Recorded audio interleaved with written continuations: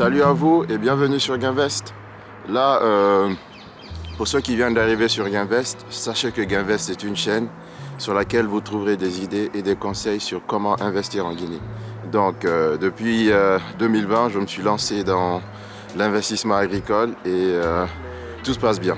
Pour ceux qui ne me connaissent pas, je me nomme Aimé et mon activité se passe bien et je rentre en fait de Guinée il y a une semaine de cela.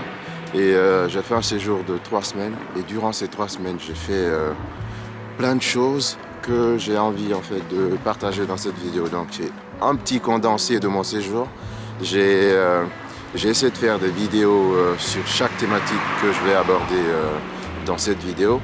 C'est juste, je survole juste les thématiques que j'ai eu à aborder durant mon séjour.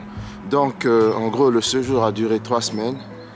Il y a plein de choses qui sont passées et j'ai l'impression que c'est passé tellement vite et c'est un peu dommage en fait parce qu'on a tellement de plans en fait, de prévisions et on se retrouve avec le temps qui passe tellement vite qu'on n'a pas vraiment l'occasion de profiter vraiment du séjour. Donc voilà, je vous en dis pas plus, on se retrouve juste après le générique.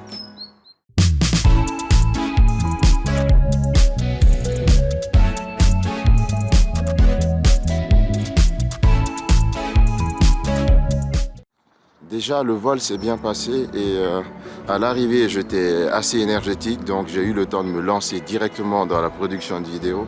Et en gros, j'avais planifié de faire plusieurs visites touristiques parce que vu que je restais 3 semaines, j'avais vraiment envie de profiter et faire un peu de tourisme, ce qu'on n'a vraiment pas le temps de faire quand on investit en Guinée. Donc là, j'ai eu le temps de visiter quelques plages et j'ai vraiment aimé, ça m'a permis vraiment de me connecter un peu plus à la Guinée. Donc j'ai pu visiter quelques plages. Et avant de rentrer en fait dans ma ville où j'ai investi, je suis resté à la capitale et j'ai visité aussi j'ai visité 2 plages. Et aussi, qu'est-ce que j'ai fait d'autre?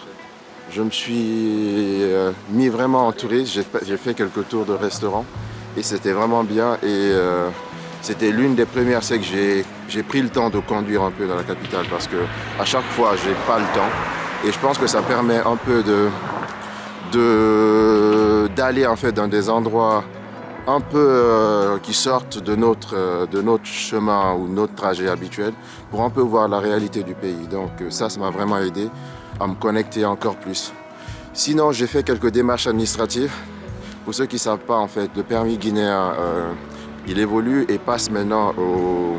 Voilà, c'est un permis qui est biométrique. Du coup, là, on est passé au nouveau format biométrique. Donc, je compte faire une vidéo dessus pour expliquer, en fait, pour ceux qui veulent le faire, comment ça se passe et combien de temps environ ça passe et combien de francs guinéens ça coûte pour le mettre en place. Donc, voilà.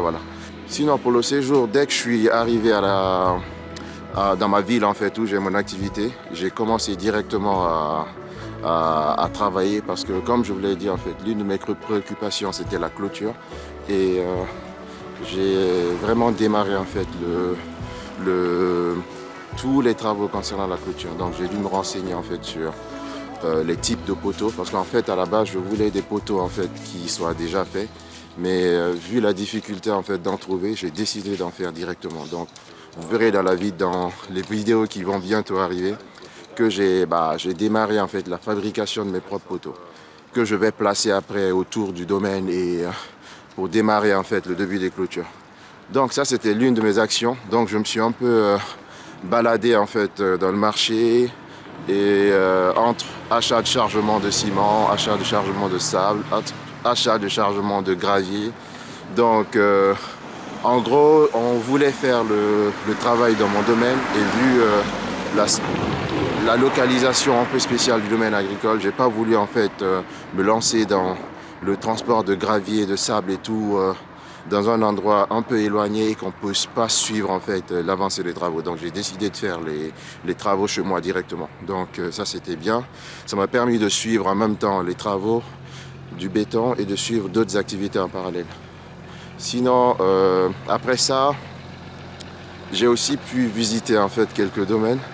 Même si j'en ai pas visité autant que je peux, mais j'ai pu visiter un en particulier et j'espère que vous aimerez parce que la vidéo elle m'a vraiment plu en fait. parce que c'est une dame en fait qui a investi et son investissement lui permet en fait d'avancer dans ses dépenses et de compenser un peu sa retraite qui est faible. Donc ça, c'était une bonne chose. Donc j'espère que vous aimerez la vidéo. Je travaille dessus en fait actuellement. Sinon, j'ai aussi pu participer à plusieurs actions dans le domaine agricole. En fait, j'ai deux zones en fait ananas et il y a une zone, comme vous le saviez, j'en parle assez souvent, avait été attaquée par les bœufs et du coup on a replanté en fait la zone et ça c'était une bonne chose parce qu'on a pu couvrir en fait complètement la zone et pour repartir à zéro. Et ce qui est bien, on espère qu'avec la clôture qui est mise en place, que cette zone aussi pourra avancer en fait. Sinon, dans la deuxième zone ananas, c'est là, comme vous allez le voir dans la vidéo, elle avance vraiment bien. Nous sommes presque dans les dernières étapes et il y a une phase où on a dû accélérer un peu l'induction florale, donc je vous en dirai plus dans les autres vidéos qui arriveront bientôt. Et en ce qui concerne la zone banane, elle avance et on se prépare en fait à continuer en fait la cueillette, même si vous verrez dans la vidéo que je commence un peu à vouloir réduire en fait la production de bananes et me tourner plus vers l'ananas en priorité. Donc voilà, j'en parlerai plus. Je vais faire un petit comparatif sur le choix des deux cultures pour vous dire en fait laquelle en fait me convient et laquelle me convient moins. En plus de ça, j'ai continué un peu mes visites touristiques. Je me suis baladé du côté de Koba où j'ai pu en fait me rendre compte en fait des petites défaillances qu'il y a dans le monde touristique en Guinée et des petites améliorations qu'il faudrait en fait faire pour permettre aux gens d'investir dans ce domaine parce que il y a tellement d'opportunités en fait, il y a tellement de choix d'évolution que laisser en fait un secteur comme ça en retrait en fait ça change tout et ça réduit un peu le gain que la Guinée peut avoir dans le gain de popularité en fait qu'elle recherche. Donc voilà. Donc ça c'était encore une chose. Et en gros aussi je me suis rendu compte de ça c'est vraiment triste de la présence d'une forte en fait mendicité en Guinée. Et ça m'a vraiment dérangé. En fait comme je vous l'ai dit, le fait de conduire en fait, le fait d'être vraiment au milieu des gens, je me suis rendu compte qu'il y avait beaucoup de mendicité. Les gens nous arrêtaient à n'importe quel coin de rue pour demander en fait de l'argent. Et le problème c'est qu'on s'attend à avoir un certain type de population, mais non, c'était tout le monde. Ça, c'est enfants, grands, jeunes, minces, gros, c'était vraiment tout le monde. Et c'était dérangeant en fait. Et le plus souvent, je me suis rendu aussi compte que les gens n'étaient pas trop focalisés sur l'essentiel. La plupart des gens s'asseyent et ne font rien de la journée, même si c'est normal qu'il y a un manque de boulot, mais le nombre est un peu trop conséquent en fait. Et je me suis rendu compte aussi que les gens ne vont pas beaucoup à l'école. Vu que je suis parti pendant les heures d'école, il y avait plein de gens, plein de gamins et tout qui étaient dans les rues, qui n'allaient pas à l'école. Et donc ça c'est un petit gros problème. Si c'est cette population qui est censée relever le pays plus tard, c'est compliqué en fait si l'éducation n'est pas là. Et on le voit un peu en fait parce que l'éducation c'est la base et s'il y a moins de gens qui sont éduqués, le pays ne va pas avancer en fait. Donc ça c'est l'une des observations que j'ai faites. Et en plus, qu'est-ce que j'ai fait d'autre en fait? Là j'ai fait d'autres projets annexes mais qui sont plus liés en fait au domaine de la famille, donc j'en parlerai pas. Mais il y a quand même aussi le fait d'y aller en fait, ça m'a vraiment d'y aller 3 semaines surtout, parce que d'habitude je vais toujours 2 semaines. Ça m'a permis de prendre le temps et d'avancer en fait dans la réalisation des actions sans stress, parce qu'à chaque fois je suis assez pressé et je zappe plein de choses. Mais là ça m'a permis de prendre mon temps, de bien comprendre en fait certaines actions et de prendre des notes pour prochainement. J'ai pas pu tout réaliser, mais je me rends compte en fait que on a bien avancé et que en fait le fait d'investir à distance en fait, on avance encore plus lorsqu'on est sur place parce qu'on a le temps de mûrir en fait la visite en fait, on a le temps de mûrir en fait le séjour et ça c'est une bonne chose en fait. Et je vais juste vous dire que ce séjour était bien. J'ai pu découvrir certains secteurs et je pense que le prochain séjour, j'essaierai de plus me focaliser en fait sur la connexion avec la Guinée en fait.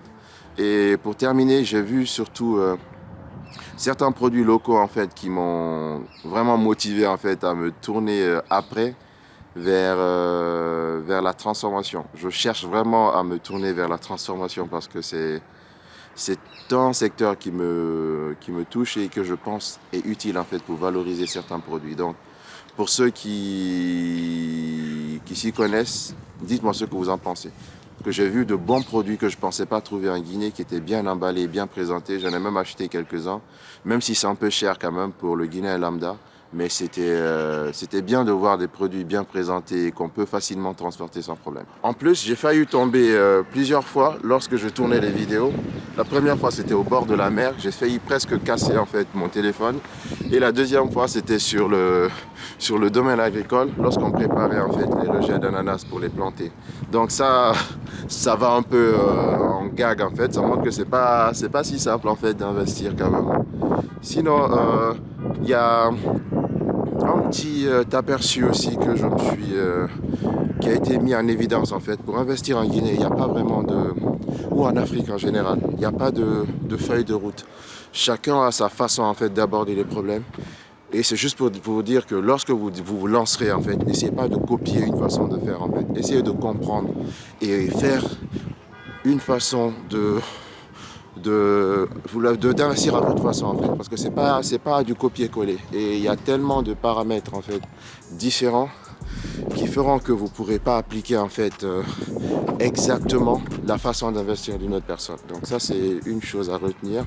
Il y a aussi en fait vu que les modes de pensée sont pas du tout les mêmes et que l'investissement n'a pas vraiment été institué d'une certaine façon, n'est pas étudié à l'école. Ça fait que chacun a réussi à implanter en fait sa façon de travailler, sa façon d'investir, ce qui fait que ça reste pas un domaine assez constant. Donc plus vous avancerez dedans, plus vous vous rendrez compte en fait que c'est à chacun à sa sauce en fait. Ce qui fait que quand plein de gens me demandent me posent certaines questions, je leur dis toujours de se lancer, de démarrer. Et c'est en fonction de leur personnalité en fait qu'ils adapteront leur méthode d'investissement. Et c'est assez important en fait. Donc au début, n'essayez pas de faire exactement comme quelqu'un. Démarrez et servez-vous des ingrédients que vous avez en fait pour avancer en fait dans votre investissement. Mais ça marchera toujours parce que ça sera propre à vous et ça sera lié à votre environnement. Donc essayez de prendre cela en compte avant de vous lancer. Donc c'est ces petites notes que j'ai pu avoir de mon séjour et qui me donnent une petite note assez positive du séjour. Et j'ai bien aimé y aller quand même. Et je pense que le temps que j'ai pris pour vraiment rester et apprécier et prendre en compte tous ces aspects me permettent d'être encore plus rassuré en fait sur l'avancée de mon projet en fait. Même si l'un des points noirs, c'est que j'ai vraiment un problème de main d'œuvre en fait. En fait, il y a de la main d'œuvre, mais le problème c'est que ils sont pas qualifiés en fait. Certains ne prennent pas de l'avant, ne prennent pas les devants.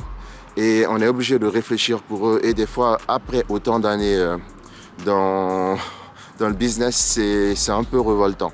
Mais le problème, c'est qu'on fait avec. Et en plus, je me suis rendu compte que les gens, en fait, n'ont pas trop de vision à long terme. Ils travaillent juste pour avoir leur salaire et c'est bon.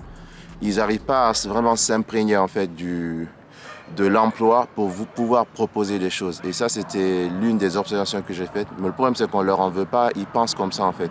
Vu que on leur a habitué à penser à court terme, ce qui fait qu'ils sont limités, en fait, dans leur... ils n'arrivent pas à se projeter, en fait, avec la personne qui les embauche très longtemps. Donc ça, c'était assez énervant. Mais bon, on est obligé de faire avec. Donc là, c'est aussi l'un des aspects, en fait, de l'investissement. Et il y a certaines personnes dans certaines régions qui ont plus de chance, comme je l'ai dit dans d'autres vidéos, où l'agriculture en fait est un peu dans l'ADN de la ville en fait. Les villes se sont construites en fait sur ce business, ce qui fait qu'il y a plein de gens en fait qui sont sensibles en fait à l'agriculture. Alors que chez moi, c'est pas pour me plaindre, mais les gens sont plus formés pour aller travailler à l'usine. Et du coup, c'est compliqué en fait de vraiment les pousser en fait à aller travailler dans l'agriculture. Et ceux qu'on trouve finalement qui sont disponibles pour l'agriculture ne sont pas vraiment les plus qualifiés. Du coup, dans les échanges en fait, on est obligé de réduire plein de choses pour éviter en fait des dégâts. Donc, en gros, c'est un peu le condensé de mon séjour. Et j'espère que vous retrouverez dedans et que ça vous permettra d'avoir quelques idées sur comment adapter en fait votre volonté en fait de vous lancer. Donc voilà. Donc j'espère que vous allez bien et que vos business se passent bien, vos préparations de business se passent bien. La chaîne grandit petit à petit et juste vous dire de ne pas hésiter à partager la chaîne, de laisser vos commentaires et surtout de proposer en fait le type de contenu que vous voulez. Là, j'ai envie en fait de faire quelques recherches pour trouver en fait des gens qui ont déjà démarré leur business mais qui sont peut-être à l'extérieur et pour avoir leur retour en fait, pour savoir comment ils font, comme pour gérer leur activité et quelles sont leurs mauvaises expériences afin d'instruire en fait les membres en fait de la chaîne parce que les mauvaises expériences comptent autant que les bonnes expériences et il manque en fait vraiment des retours. Donc si vous connaissez des gens qui ont investi et que ça se passe bien, n'hésitez pas à partager en fait leurs contacts afin que je parle avec eux et qu'ils me partagent leur expérience que je pourrais vous partager. Donc voilà. Donc sur ce, je vous dis à bientôt et on se retrouve sur de nouvelles vidéos. Bye bye.